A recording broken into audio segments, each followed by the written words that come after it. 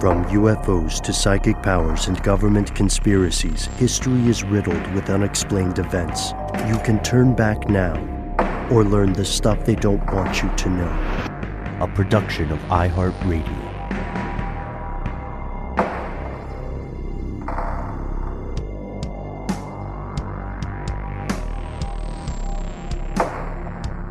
Hello, welcome back to the show. My name is Matt. My name is Noel.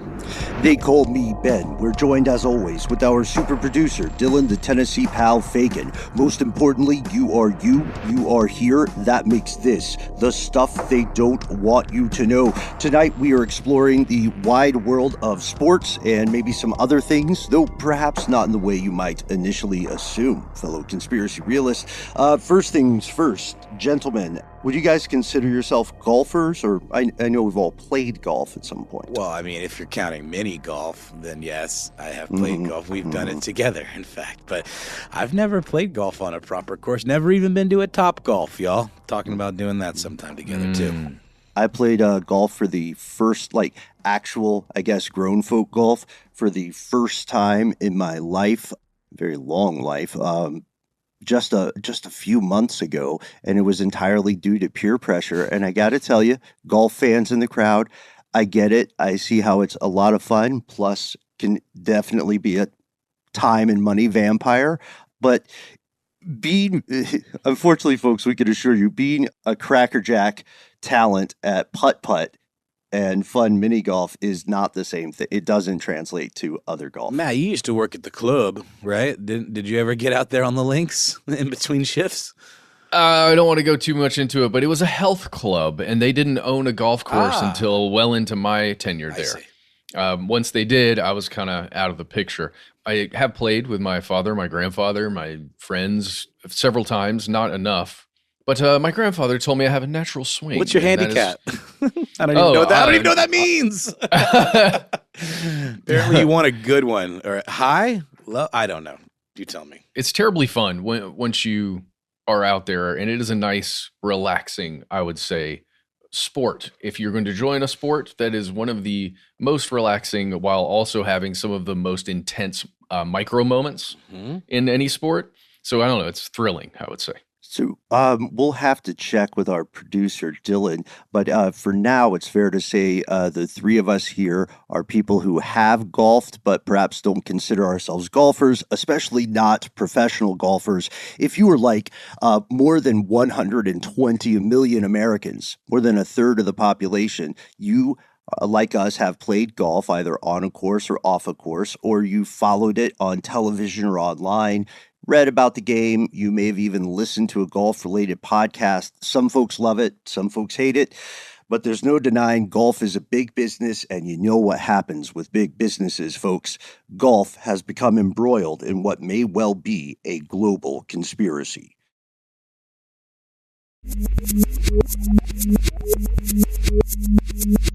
Here are the facts. All right. I feel like we're increasingly colliding the worlds of ridiculous history and stuff they don't want you to know.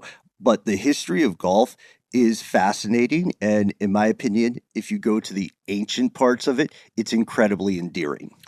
It really is. It's also one of those parallel thinking type things where it's like people have been hitting roly things with sticks since time immemorial. And it's just a matter of organizing it in different ways. And why not just hit it a long distance and shoot for a tiny hole? That seems like a fun diversion. And this was first kind of envisioned back in Scotland in the 15th century, possibly building on, again, some older games found in China, one in particular called Qiwan, and other similar predecessors in France, Persia, and England. This is, again, you find something that's laying around, an implement of some sort, fallen tree branch, and then something rolly, figure out where to hit it, where it should go. Your brain just kind of fills in the gaps, and a game is born. That's what I like about that. The idea that there's something classic human about finding a cool stick. I don't know about you all, but I am unapologetically a fan of finding cool sticks and walking around with them, especially during a hike. I like to just point them out. Sometimes I don't even pick them up. When you feel like you're Gandalf with a nice cool stick. You might find at some point, multiple times in history, someone found a cool stick and they found something like a ball, probably started off with a rock, if we're being honest. And then later they made up rules about the quote unquote right way to hit it. And as you said, how to hit it. We also want to shout out the ancient sport of Roman Paganica. Pardon my mispronunciation there, but that one had a leather ball that was stuffed with wool. Yes. And you just knock it around with a bent stick. And we're unclear on exactly the nature of the bent stick. It's very odd. And check out, if you want to learn more about ancient sports, check out our upcoming episode on weird sports for ridiculous history. But as you were saying, Noel, the predecessor of the modern version of golf comes to us in Scotland in the 1400s, in the 15th century. And ever since then, golf's popularity has only grown. Golf in North America is older than the United States in North America. Well, it's interesting, too, because golf is one of these sports, too, that kind of combines sport with architecture and landscaping. And it's like, sure, you'll have like famous baseball stadiums, but it's all the same baseball diamond. A golf course is something to be designed and fussed over. And it's sort of like a demonstration of opulence, too, because, you can literally terraform the earth and create this labyrinthine golf course. Well, yeah, and it's a way to draw in highly influential people to your neck of the woods, right? To hang out, play a little game, maybe have some drinks, a couple of meals, and meetings with people who, again, are generally highly influential. And I think it's been used that way for centuries. Yeah, which we'll definitely have to get to there, because you can also say that about many professional sports. There's a reason people fight to have a sports organization in their neck of the global woods, in their country. I mean, if you look at the U.S., people have been playing some version of golf in North America since the early 1600s, likely introduced by the Dutch and the Scottish.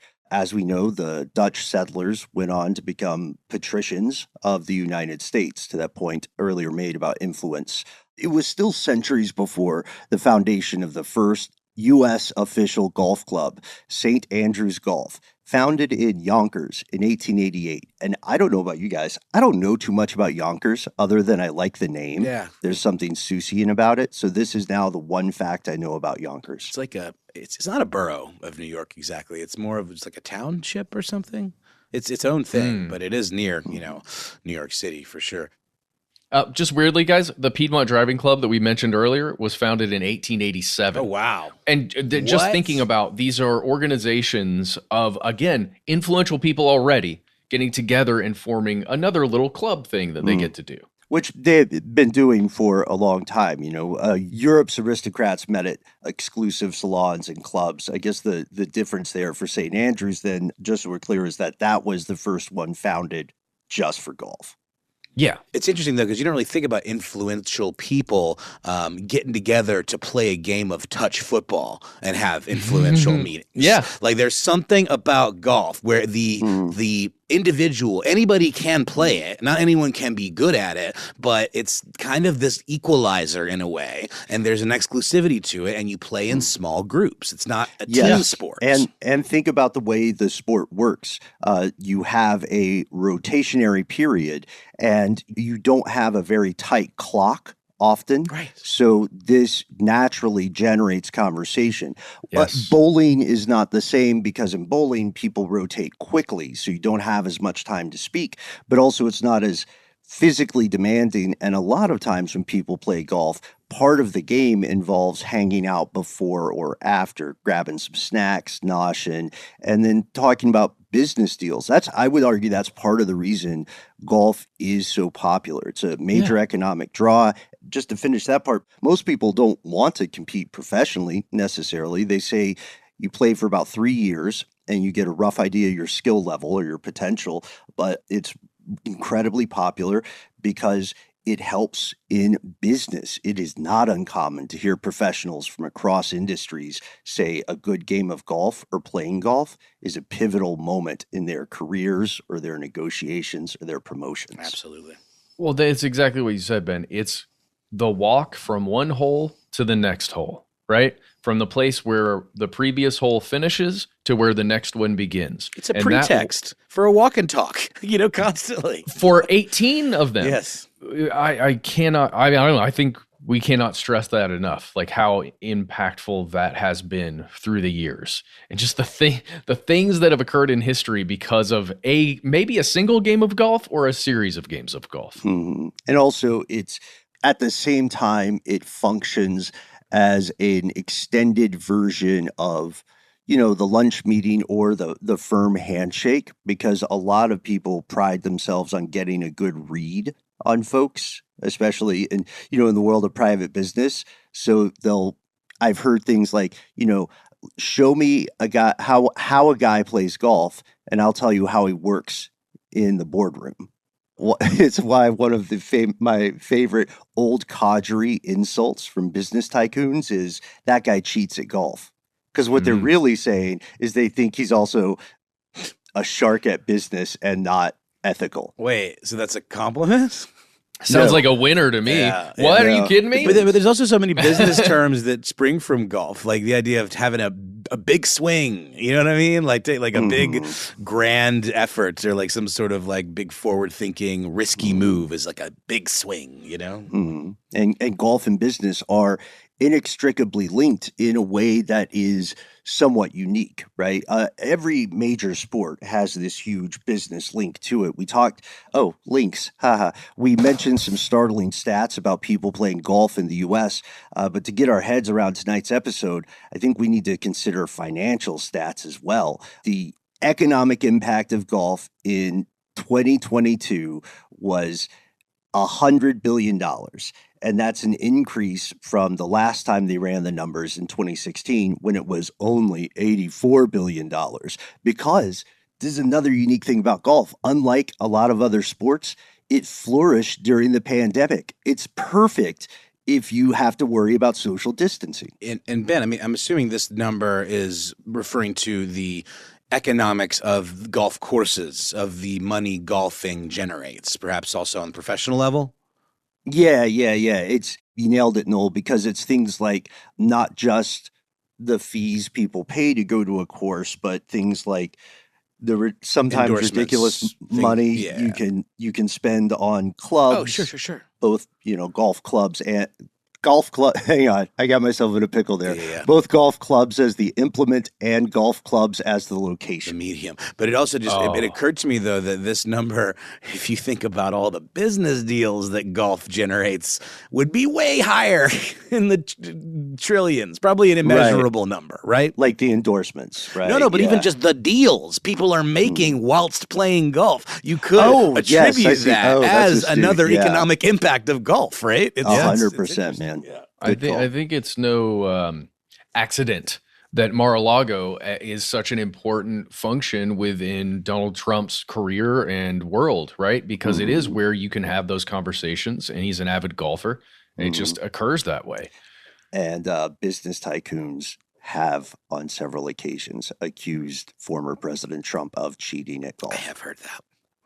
Really? How does one cheat at golf? You pick up, you drop your ball illegally, or you give yourself some strokes back, basically, right? Yeah, I guess. I mean, also if you're playing golf with your buddies, then I'm sure it's a very different game, it's right? Kind of the honor system, right? Because you're keeping score for yourself. There's no like referee or official watching over you.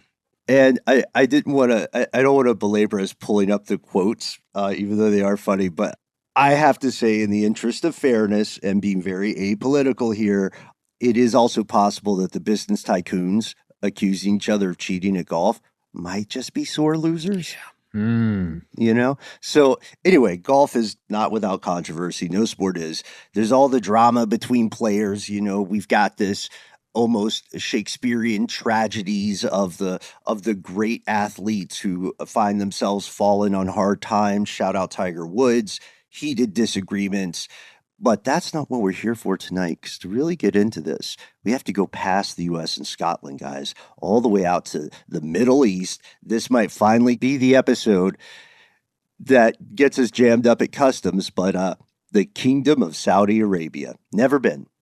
Nor I. No. Many of you listening will probably be aware that this is an incredibly rich nation, incredibly wealthy. It's located in the Middle East, home of the most important holy sites to the Muslim faith, and also home to incredibly dense and rich fossil fuel reserves or fossil fuel deposits. Yeah, oil has been very important for ye olde KSA. And I think one of the main things that we're going to be looking at today is, what do you do as a giant wealthy country when you know that your primary resource that has built all the wealth is beginning to fade away from popular opinion, right? Or to be soured amongst popular opinion of the world? What do you do? Well, if you join us for past episodes, you know that this is something the kingdom has been wrestling with for quite some time, for decades now, because people in the petroleum industry had the predictive science about the decline of fossil fuels far before the public did. So the ruling powers, not just in Saudi Arabia, but in other oil-rich nations, especially in the Middle East, they knew about this. And if you were running a long-term sustainable economy, you never wanted reliant upon a single export or product or type of product, right? So they have made a pivot. Maybe there will be a future episode about some of their other things. But for now, let's leave that right there and introduce you to the other piece. We have to say it. We have to acknowledge the issue in the room. Look, Saudi Arabia is a huge deal, not just for fossil fuel. The most important holy sites of the Muslim faith are located there.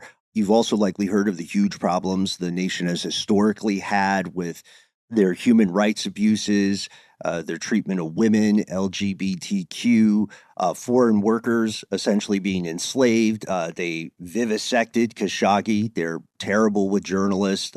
They're known for very harsh enforcement and interpretation of Islam.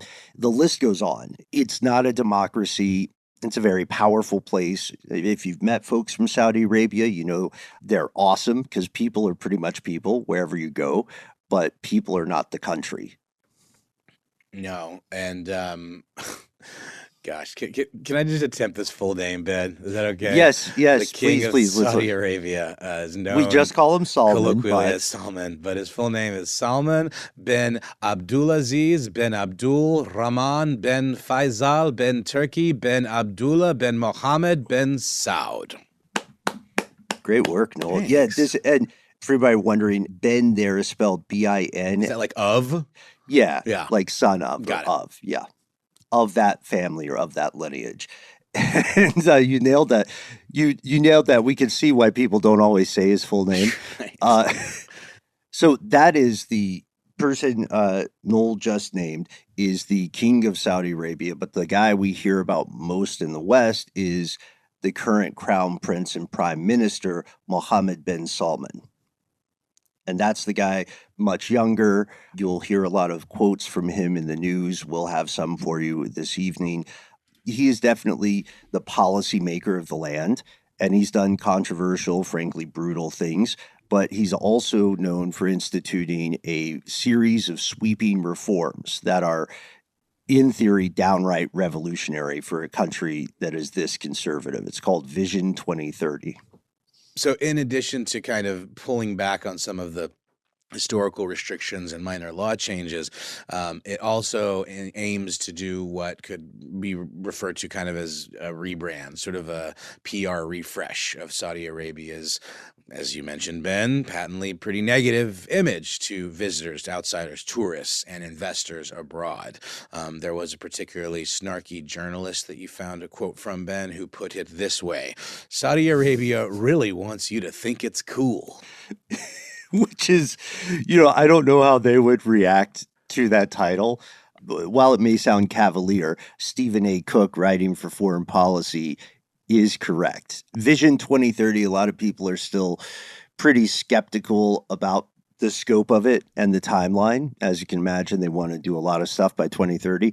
But right now, oil is still 75% of Saudi Arabia's fiscal revenue, easily, and 40% of its GDP. And you know, it's the right move. Well, yeah, but like, I mean, a big part of American policy, when whatever side of the aisle, you know, people fall politically, is to reduce our reliance on foreign oil. Like that's a pretty bipartisan issue, right? Which is weird because the U.S. is also, in the grand scheme of things, a fossil fuel rich country. But nowhere near as much so as Saudi Arabia, right? No. But U.S. crude oil exports reached a record high just last year.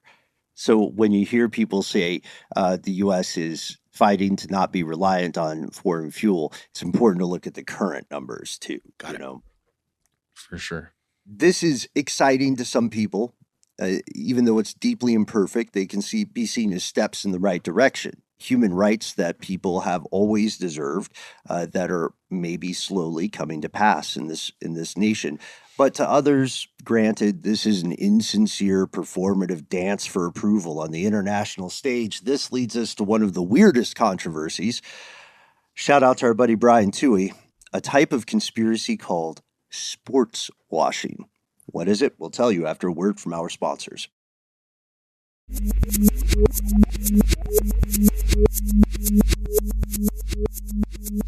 Here's where it gets crazy. All right, what is sports washing?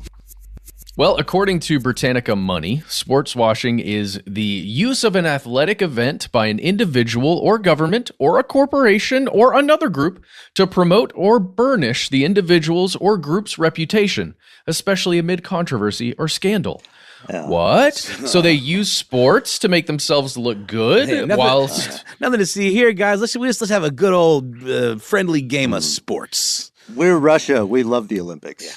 Don't worry about the 15 of 19 terrorists that were from Saudi Arabia that allegedly caused the 9/11 attacks. Don't worry about Jamal Khashoggi, who was a journalist who got exiled because he said some stuff about the king's son. We do golf now. You guys get that, right? You guys know what golf's about. Americans love that shit. If you don't like golf, we've got other stuff. Yeah, this is similar. It's a portmanteau similar to greenwashing. Or pinkwashing. Which is when companies try to distract from their environmental damage by appearing to do like recycling programs are often accused of being greenwashing. And my favorite part of this definition is that list of things that might do it, where they say individual, corporation, government, or other group. I kept thinking, what falls into miscellaneous? Is it like your local improv group does sports washing?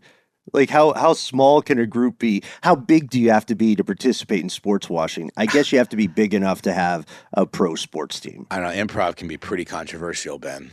People say some pretty inflammatory stuff in those sketches. But I retract pinkwashing. That's different, though. It sounds similar. Pinkwashing is more the sort of sale of like stuff geared towards, women in a kind of offensive and pandery way. Okay. Yeah, I bet there are tons of portmanteaus with washing, right? Other than brainwashing that we'll run into. It's weird though, because sports washing is a pretty new term. It was first in print in 2015, and it was not referring to Russia nor to Saudi Arabia. It was referring to Azerbaijan. They had taken these actions with the European Games, and a lot of critics said this is entirely a cynical attempt to take focus off some of the horrible human rights abuses you are committing. Yeah, and groups like Amnesty International have used this term as well to criticize other countries with similar controversies, trying to kind of cover up their, sins with rollicking sporting events, including Russia's hosting of the 2014 Olympic Games, like you were mentioning or alluding to a little while ago, Ben, and the 2018 World Cup. Because again, these are just these events we use them in America in a similar way sometimes, right? To cover up. Well, national anthem is at the top of every ball game. Sure, but like sporting events, there is this kind of unifying quality to them that can be used propagandistically. And I think, I'm overstating the case, but it feels like America can be guilty of this too, just in terms of the fervor around sports, where it's like, oh, look at this. It's like bread and circuses, right? It's a way of distracting from effed up stuff. Yeah, but it is weird. So I'm thinking about Olympic Games in the United States, right? 2002 is when Salt Lake City happened. That was just before we entered Iraq, right? After 9/11 and all of that stuff. That's when one of the main places where the United States has been accused of, some human rights stuff, right? Not that the United States isn't accused of human rights stuff in places across the world pretty much at all times with military actions and like stuff that isn't quite a military action.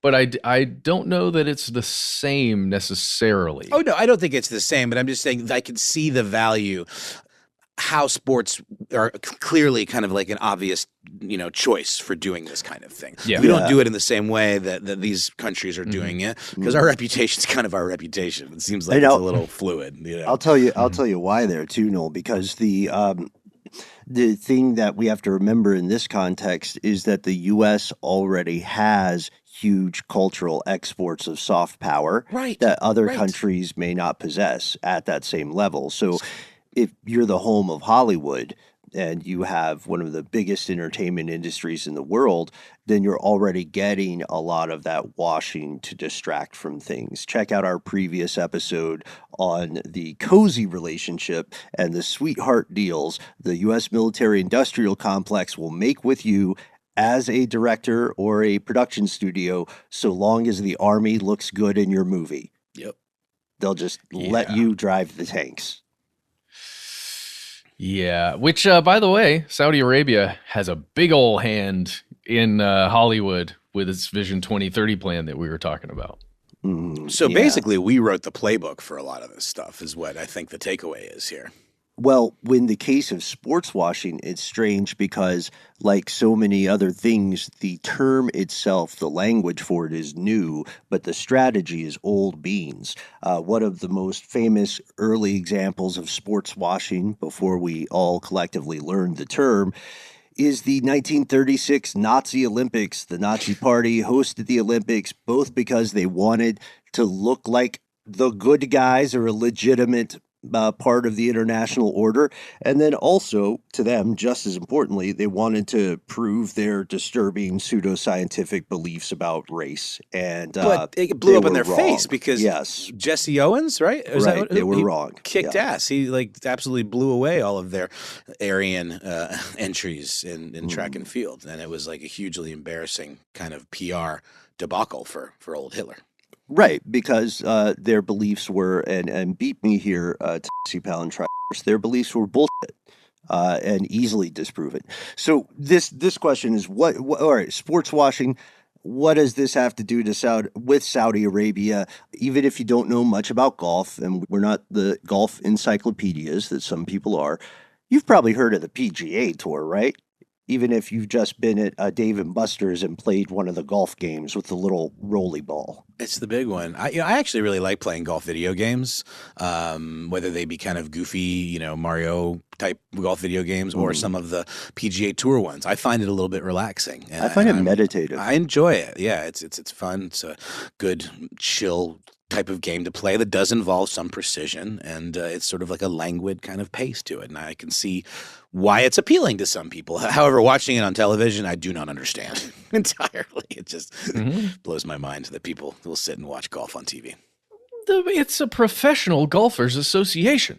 These are pros, guys. The PGA. Yeah. Near where we live in Atlanta, we have a PGA, or where I live in particular, in East Lake area of Atlanta, there is the East Lake Golf Course, which hosts a PGA Tour, and it clogs stuff up real bad. You know when it's happening because it's hard to get around. But yeah, PGA is the big dog too. By the way, PGA is the organizer of professional golf tours in North America. Back in 2019, there was a would-be rival that I guess smelled the money. So back in 2019, a would-be upstart must have smelled the money, entered the proverbial chat. They wanted to usurp the role of the PGA, and in a burst of creativity, they called themselves the Premier Golf League, the PGL. It's one letter different. It's okay. It's cool. Yeah, but that sounds like Vanilla Ice saying that he didn't rip off that drum track. It is funny though, because they definitely intentionally left the P and the G in there, because P stands for something different. It's premier, which is a little more vague than professional, I would argue. You know, it's like, we're the best. We're the one that matters. Which is like what those kind of the strategy for those sort of people, you know, like can't make it, we'll steal it. That's a common strategy, right? Because if you think about the brass tacks, they're saying, all right, what if someone's buying, and I guarantee this conversation happened, what if someone's buying PGA tickets for a loved one and they don't know much about golf at all? They can't get PGA, but they see PGL and they're like, oh, that's mostly the same, right? You know, like when your grandma buys you a video game for the wrong console. That's kind of the idea. But they also, you know, this happens all the time in sports. So this group, Premier Golf League, they're in talks with Saudi investors early on. And they say, let's get some kind of financial partnership going. Yes, they're probably playing golf when they have these conversations. Stop. That's too bad. It's true. But in 2020, something went awry because Saudi Arabia's sovereign wealth fund, this is known as the Public Investment Fund, they said, hey, we'll make our own, I'm not going to quote Bender from Futurama, but they said, we'll make our own golf league. Oh, I thought the PGL was that thing. I got it. So the PGL was like another American interest that the Saudis were investing in. And they're like, you know what, let's take this a step further. We'll launch something called the LIV or LIV Golf Investments under the Golf Saudi moniker, right? We're usurping the usurpers. Yeah. That's wild. Wow, what a power move. And the Public Investment Fund is a story. It's all its own. That's where you see multi-billions of dollars worth of investments in all sorts of things that you probably don't recognize as influenced by this money. This is something where I guess there's some sort of committee behind making these decisions, and the decisions are pretty shadowy in terms of how things get done or where the money goes. Yeah, just to be clear, the citizens of Saudi Arabia do not get to vote on But it's this. public. Yeah, well, there's public information because of some lawsuits specifically that were involved between the PGA and LIV that we're going to talk about. But we know some of those investments now. You guys mind if we just go over a couple of them just so we have some context of what they invest in? So this PIF has holdings as of, this is from April 2023. So this is probably changed. It's in a giant investment fund, so they move money around and shares around a lot. But as of April 2023, they owned $8.9 billion worth of Lucid stock, which is that car manufacturer, $3.2 billion worth of Activision Blizzard, $2.9 billion in Electronic Arts, $2.3 billion in Uber, $880 million in Live Nation. They own a ton, like hundreds of millions of dollars in Meta, Starbucks, PayPal, Microsoft, Carnival, as in like cruises, Costco, JP Morgan Chase, and BlackRock. And there's so many more. BlackRock, by the way, the real estate investment firm thing. They also own a ton of Nintendo. They own 8.58% of Nintendo right now. That's a lot. Yeah, and that's not a controlling stake, but it is an influential stake. And yes, BlackRock, not to be confused with the Blackstone, the rock set into the eastern corner of the Kaaba. The Public Investment Fund, before we go back to the golf stuff, it has an estimated total asset of $925 billion. Woo. $925 billion. Let's just make it a cool trillion, Ben. You know? It's not. I know, right? They're so close, right? And the purpose of this investment is to diversify the economy, to bring Saudi Arabia further into the international order. And sports in specific, for this episode, became a great way to accomplish that. In October of 2021, Golf Saudi, a division of the Public Investment Fund, because it's that big. They have a bunch of divisions who just work on specific ideas. Golf Saudi launched LIV Golf Investments, LIV. You know, like how the cool apps don't put the E at the end of their stuff sometimes? I always found the silent letters to be a bit obnoxious anyway, so I'm cool with that. You think they're presumptuous? A little bit. They really insist upon themselves. You must hate French. I enjoy the French. Yes. Okay, so there's a legendary golfer named Greg Norman. I got excited about this, but it's not a guy I know. It's just a very common name. Greg? Yeah, I did for a second. I thought, oh, snap, Greg. He is named the CEO. PIF Fund and LIV has billions upon billions of profits from fossil fuels. So they go around to all of the biggest names in the world of golf and they say, hey, how much money? Well, they need a face. They need a recognizable face for their operation, somebody who's beloved, by followers of the game of golf. And they, went to the top names, starting with folks like Tiger Woods, who did turn it down, whether it be for philosophical reasons, ethical reasons, or they just didn't hit his rate, his quote. He said it was as a matter of loyalty because good for Tiger. PGA had done so much for him and for the game of golf, and they offered him more than $700 million. Insane. Dude, yeah. ABC News said $800 million, which, again, those kinds of numbers, what's the difference between $700 million and $800 million? I don't know that I could really tell you. Yeah, we don't have 900 billion and a trillion, it's like, might as well be infinity money. We don't have the specifics, obviously, of the deal, but most news sources are going to estimate it as saying between more than 700 up to 800 million.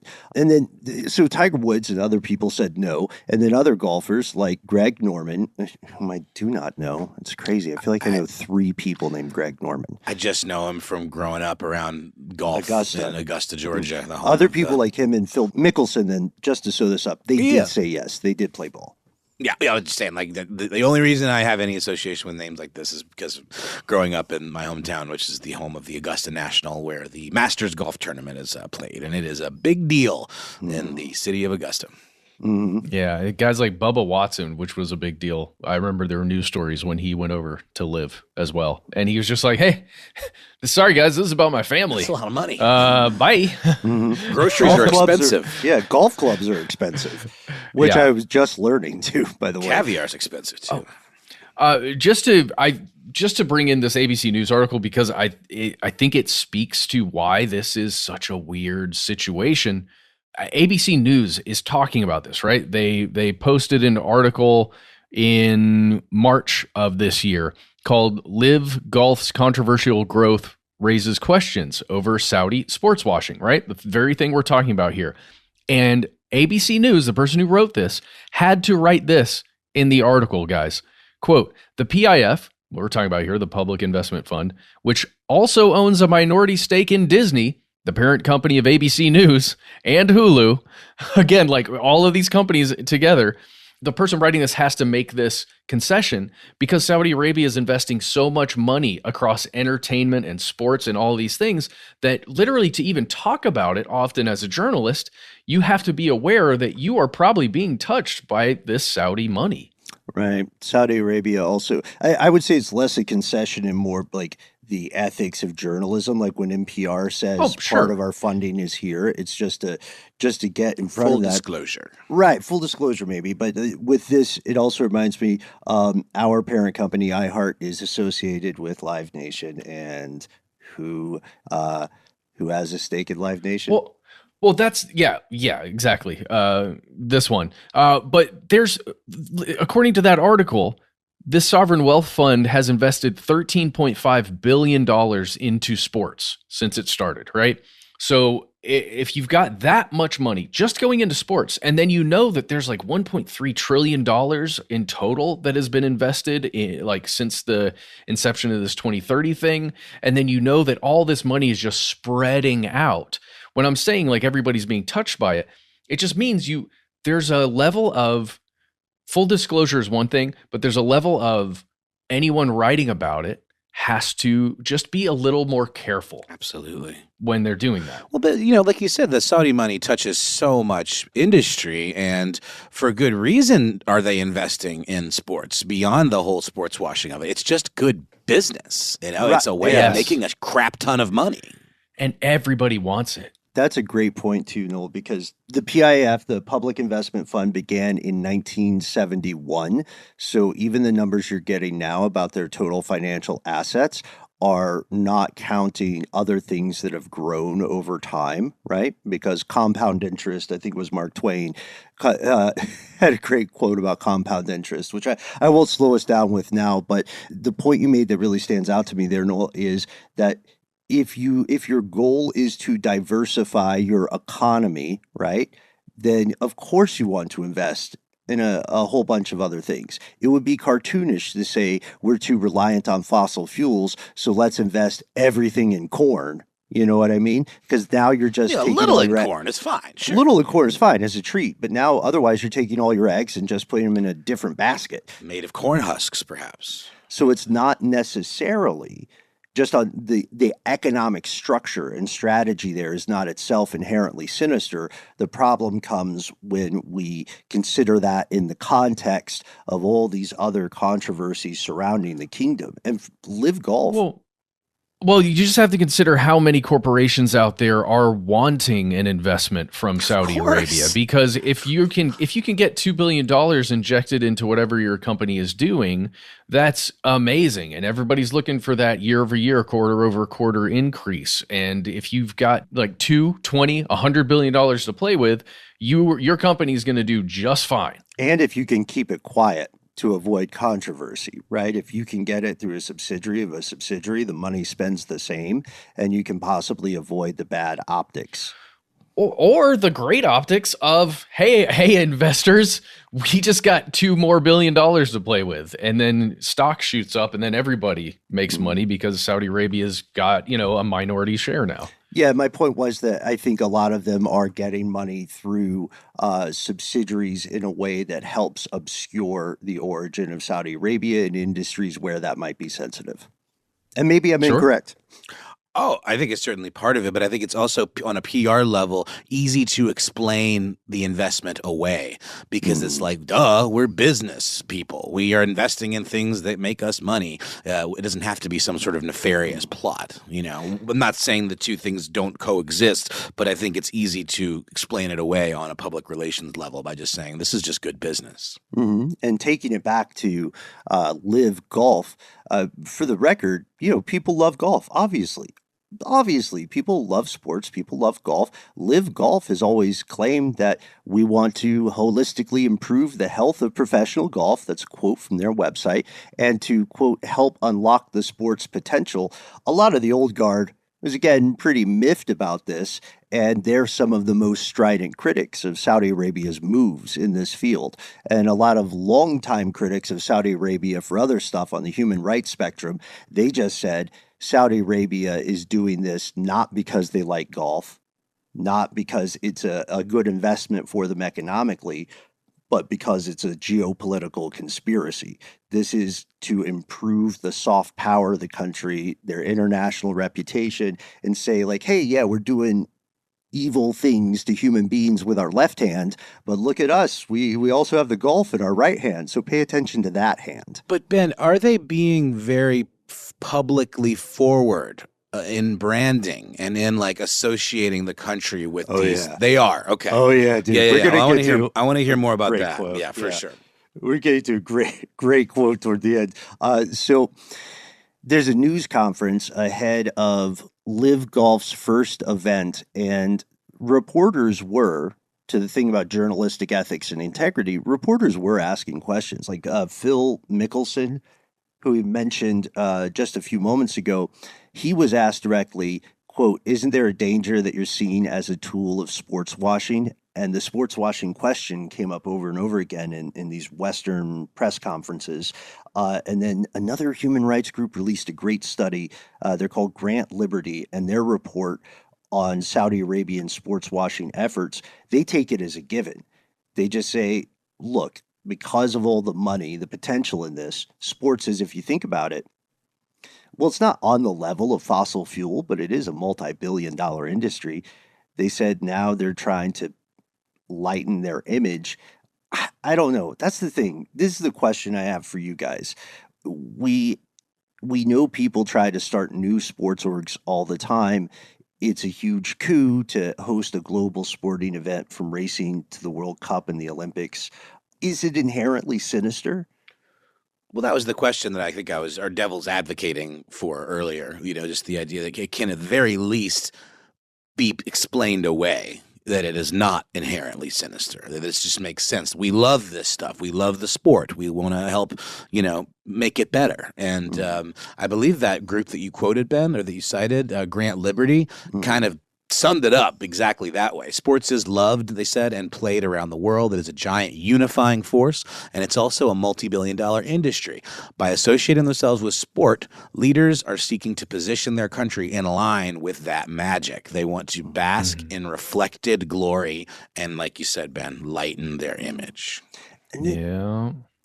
But there's also a convenience factor, maybe. I don't think this applies to Saudi Arabia's rulers, to be honest.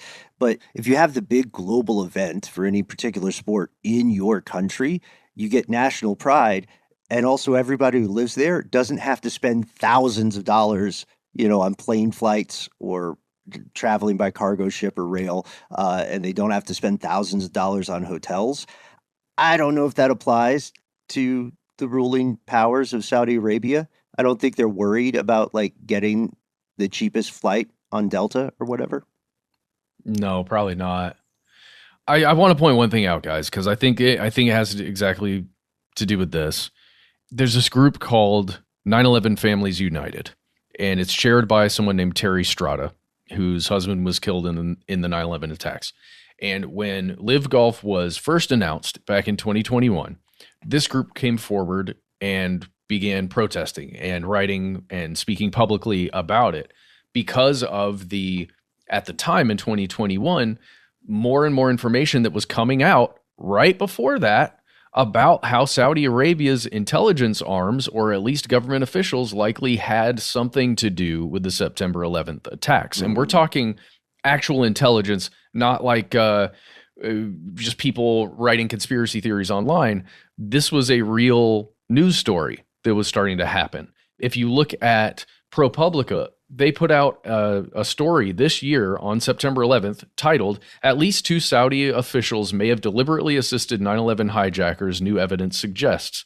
This is one of the primary stories that exist in the Western world, and especially in the United States, when it comes to, when you think about Saudi Arabia, what do you think about? And if this stuff is in the news cycle pretty consistently, then LIV Golf is one way, as we're saying here, to just shift what people are thinking about, the first couple of things they think about when they hear Saudi Arabia, right? Or the kingdom, or the prince, or the king, or something like that. You think, oh yeah, that's the LIV Golf guys, right? Not this.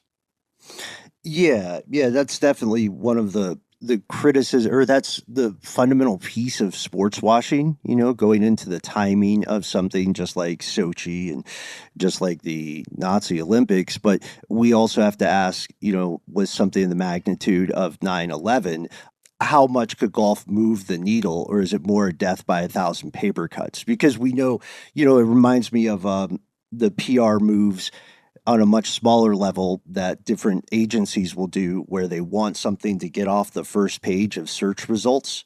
So they figure out something else to happen, right? Like a new news story to be manufactured and appear to go viral. Yeah. But the PGA commissioner, Jay Monahan, when LIV Golf was announced, basically jumped on with the exact talking points that 9/11 Families United was saying this is basically a moral issue, more so than even a money issue or a appearance issue.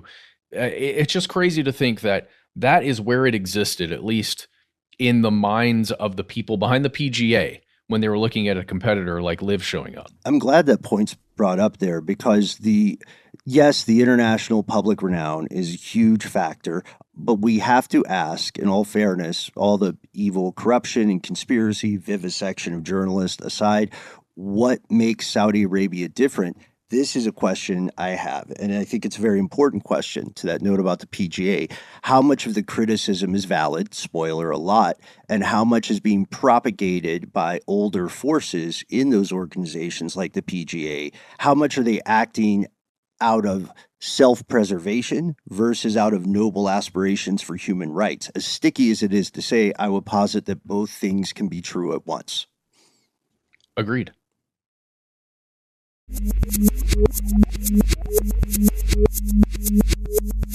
So in our notes, we have this as the part that might get us banned from Saudi Arabia.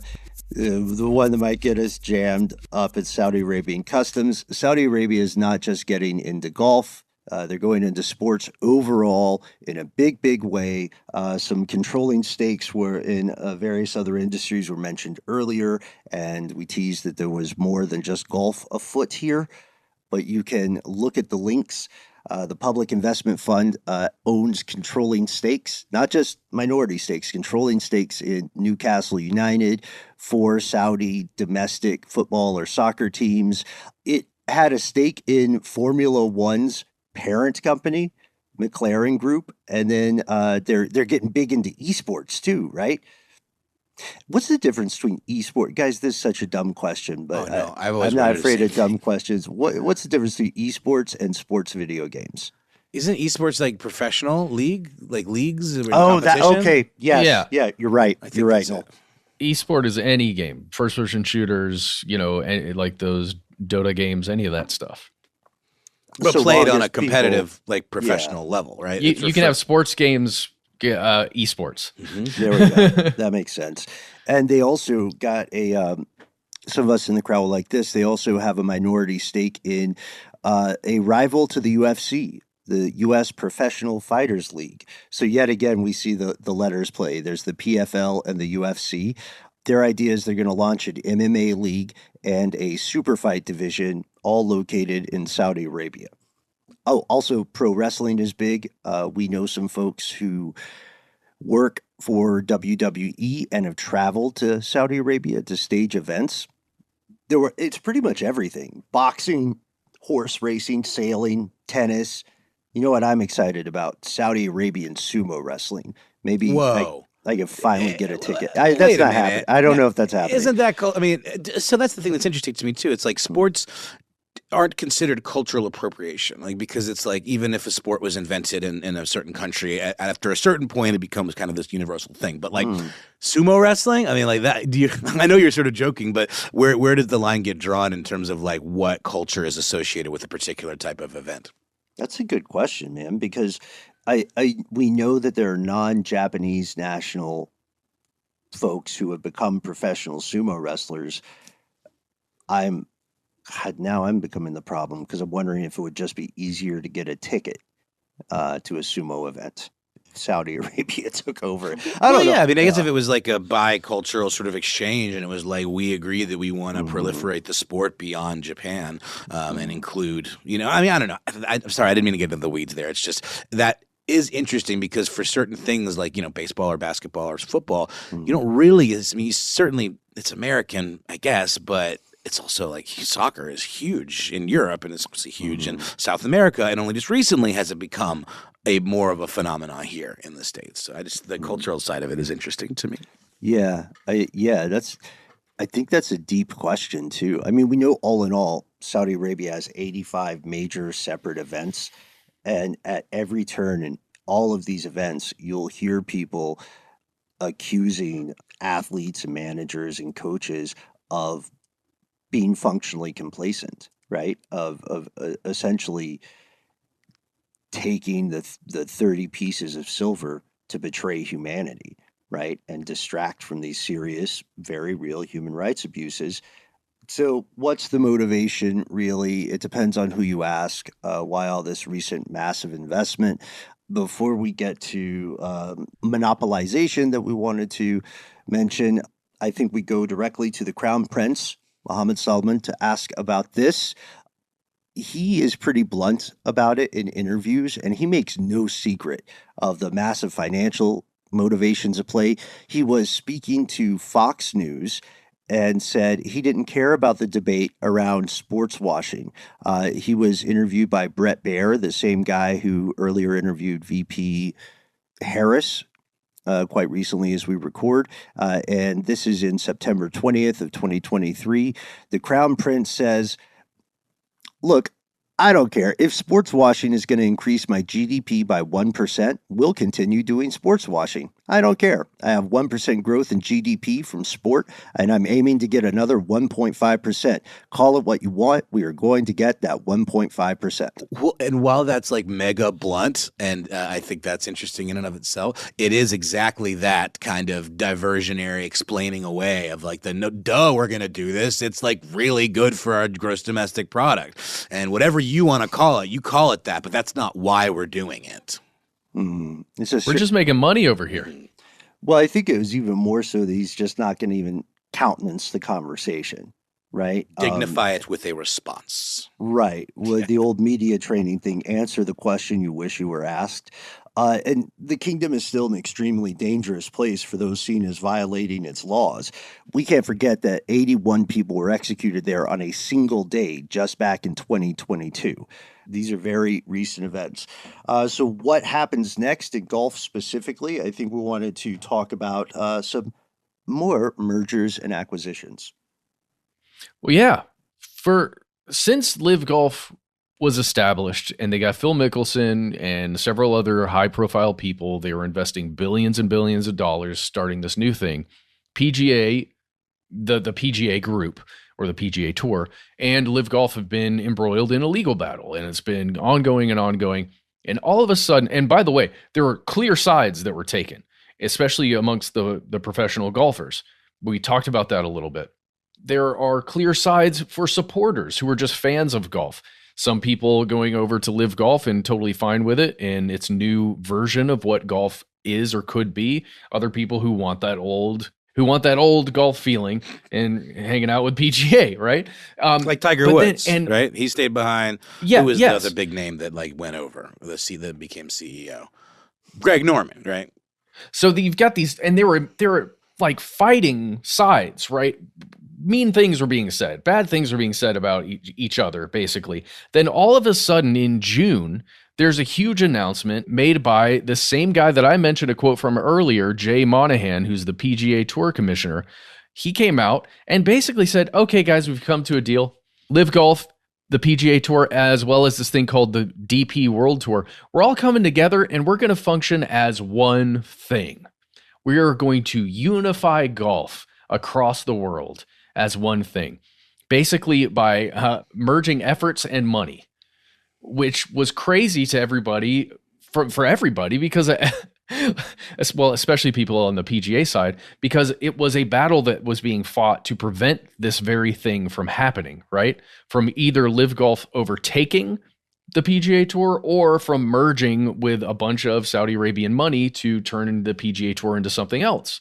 And now the commissioner, who was publicly fighting back and fighting legal battles, just said, no, it's cool, guys. We're all coming together. Here's a quote from Jay. What we're talking about today is coming together to unify the game of golf and to do so under one umbrella. We've recognized that together we can have a far greater impact on this game than we can working apart. The game of golf is better for what we've done here Very reverent. You know what it sounds like to me? It sounds like somebody who's getting paid. Oh, absolutely. Yeah. He's spouting a line for sure. I would say just the tone of that, though, is so self-congratulatory. It kind of makes you throw up in your mouth a little bit. Yeah, it's a little weird. And for now, the story continues. We didn't say much about the human rights abuses other than to refer to them, but we have mentioned notable moments. You can learn more about that in past episodes of our show, as well as your own searches. The specific initiative for sports overall and Saudi Arabia acquisition thereof continues at a rapid pace. Saudi Arabia has recently won the rights to stage the finals of the Asian Champions League football tournament, then the 2034 Asian Games, the 2027 Asian Cup, the 2029 Winter Olympics, and is going to host the 2034 World Cup, by far one of the biggest sports events on the planet. So a lot of people believe more Olympic bids are only a matter of time. To put it simply, Saudi Arabia's riches are transforming the landscape of sporting, and there's a controversial, profound shift in influence taking place. And while people are going to raise concerns continually, I think it is highly unlikely that the sporting world is going to somehow unanimously turn away from billions upon billions of dollars. That's just not how sports or business works, right? Nope. It's not really the MO. And so with this, we'll keep an eye on the story. We hope you do too, folks. We would love to hear your thoughts. We don't always do sports episodes, but we try to make them special when we get to it. Is this on the up and up, or is something else afoot on the global course of golf? Something they don't want you to know. Tell us your thoughts. We can't wait to hear your experiences, especially in just to help us out on some other things, especially if you can name your favorite weird sport and maybe tell us what the Saudi government should invest in next. We try to be easy to find online. That's right. You can find us all over your internet platforms of choice at the handle Conspiracy Stuff, where we exist. On Facebook, where we have our Facebook group, Here's Where It Gets Crazy. On X, FKA Twitter, as well as on YouTube, where you can find glorious quantities of video content for your perusal. If you'd like to find us on Instagram and TikTok, however, we are Conspiracy Stuff Show on those platforms. If you want to call us, call 1-833-STDWYTK. Call us after you've checked out that ABC News article, PGA Tour, LIV Golf, DP World Tour, unify under one umbrella. What do you think about this as a conclusion? What are you going to keep watching golf now that it's something different? Do you even like golf? I don't know. Just call us and tell us things. About golf this time. Or tangentially related, please. When you call in, give yourself a cool nickname, say whatever you'd like, just do let us know if we can use your name and message on the air.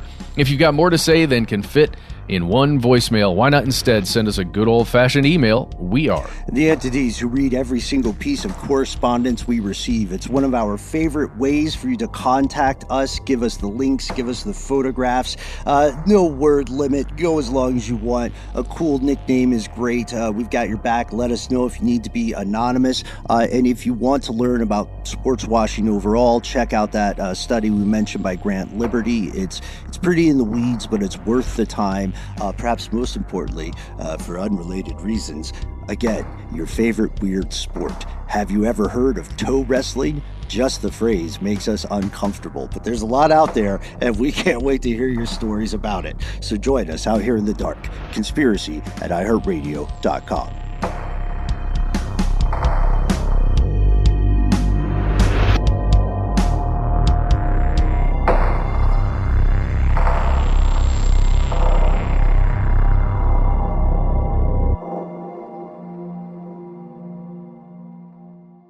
Stuff They Don't Want You to Know is a production of iHeartRadio. For more podcasts from iHeartRadio, visit the iHeartRadio app, Apple Podcasts, or wherever you listen to your favorite shows.